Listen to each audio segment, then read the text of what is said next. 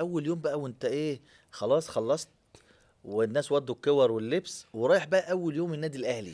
لا ده انا في كمان، انت عارف ان في نادي الجزيره انت كان في ملعب بتاع الدرجه الاولى كده، والملعب بتاعنا النجيله. مظبوط. دلوقتي بقى اتغيرت لما انا رحت، يعني الدنيا اتغيرت، بقت هناك ما فيش ملعب خالص، هو الملعب بس بتاع انت الدرجه الاولى بس. في النادي الاهلي اه مطرح الجزيره. تمثال الكابتن صالح سليم يا جماعه، كان في ملعب صغير كده بالظبط تراب، هو ده كده. كان بتاع الناشئين. ايوه. والباقي بيتمرن في مركز شباب الجزيره بالظبط قبل كده. الملاعب وقبل ملاعب مدينه نصر. مدينه نصر قبل ما انا لسه مظبوط. احكي لك على ملاعب مدينه نصر، اه احنا اول ناس رحنا يعني هناك. فرحت هناك اتمرنت، فالواحد يعني عارف انت برضو لقيت طبعا. الدنيا كويسه. من الحاجات بقى كويسه قوي قوي قوي اللي ما بشوفهاش دلوقتي في الانديه، يعني ان مدربين كبار قوي اللي كانوا بيمرنوك. طبعا يعني انت لما اسماء. يجي اول تروح كابتن ابراهيم عبد الصمد يستقبلك. طبعا. يعني انت فاهم كابتن ابراهيم عبد طبعا. الصمد يعني يعتبر هو مطلع ناشئين كتير قوي. طبعا. يعني لو قلت لك حسن مصطفى، محمد فاروق، ابراهيم سعيد، اسامه حسن، امير عبد الحميد، هاني سعيد، اشرف ابو زيد، ياسر علي، يعني وانت ناسي قدهم كمان وانت بتقول دلوقتي. يعني في اه ناس طبعا. كتيره طبعا، يعني ايه، يعني كان في واحد اسمه نصار. لا اسامي كتيره قوي آه. لعبت دوري انت فوقيكوا ممتاز. كان شمعة وسيد برافو غريب. عليك. ايوه شمعة. انت احلى حاجه ان اه. انت هتوفر عليا حاجه. لا لا، كان فيكوا شمعة ايوه وسيد غريب وشرف ومهيب عاطف ومهيب وشرف كان في وشرف. نص. شرف ايوه كان لعيب يا بالظبط. جماعة في الناشئين، يقف في نص ايوه الملعب بالظبط. كده وقابلني. ايوه بالظبط. كان لعيبه كتير قوي. كويس انت يعني هناخد وندي مع بعض. فلما رحت، فانت لما يجي لك الكابتن ابراهيم عبد الصمد، وبعد كده الكابتن صفوت عبد الحليم الله يرحمه، وبعد كده الكابتن محمود صالح، وبعد كده الكابتن خالد جد الله، وبعد كده الكابتن ضياء، والكابتن مختار، شوف والكابتن علاء الاسماء ميهوب. كل دول اتمرنوني وانا في الناشئين. في القطاع، كل دول عديت كل دول عليهم. عديت عليهم. فانت واختارك الكابتن شطة. ده اول واحد طبعا طبعا. اختارني لما من مركز شباب الجزيره. وهو طبعا. طبعا كان ماسك سن الاكبر مننا، فانا كانت الناس دي بقى بعدي وعايز اقول عليها. لكم والله الكابتن عوض والكابتن جلال ربنا يديهم الصحة، كانوا شخصيات برضو ما تقلش اه على الاسماء دي، بالظبط وما صح. زالوا موجودين في مركز شباب الجزيرة. بالظبط. بالظبط.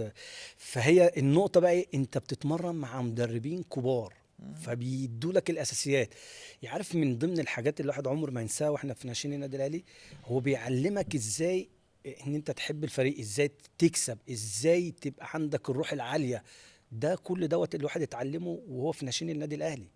يعني ازاي تبقى مخلص في عملك، ازاي تبقى مخلص للمكانه اللي انت شغال فيها، للتيشيرت اللي انت ببتلبسه. فدي الواحد الحمد لله وهو صغير اتعلمها من جينات خلاص. خلاص من المدربين اللي انت كنت بتشوفها في التلفزيون ونجوم، كانوا نجوم طبعا، يعني كابتن مختار ولا علاء ميهوب طبعا. ولا كذا، مع احترامي يعني طبعا. الالقاب طبعا. يعني.